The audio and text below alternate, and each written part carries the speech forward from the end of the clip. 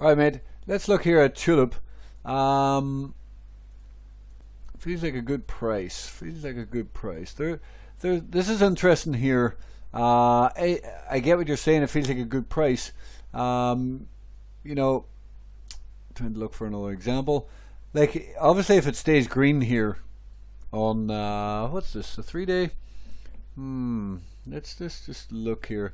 See, there is a weekly. This is. It does feel like a good price. This is what you kind of want to see. It's a weekly stop hunt. Where is this tool? So you can, I mean, you can see there, as long as we're holding above this green line, I mean, it's a fantastic price to be buying, really.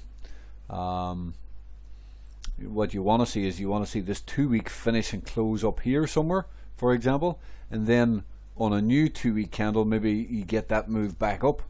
So it really does look like a decent point to be buying, as long as we hold above this. Yeah, well spotted. It's tough to say, like the 3-day is probably going to need to be maybe a 3-day engulfing.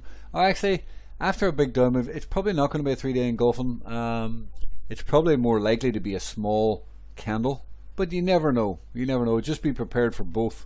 As long as we're above this green line here at 24.60, you know, this is a very good place to be buying.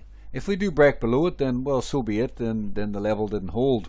But as a trade, as a potential trade here, yes, it looks really good because of this weekly stop hunt. Also, if you take a fib, obviously, well, I'll take a fib from a couple of places, but you can see right here, this is an 88% retrace of this large green bar.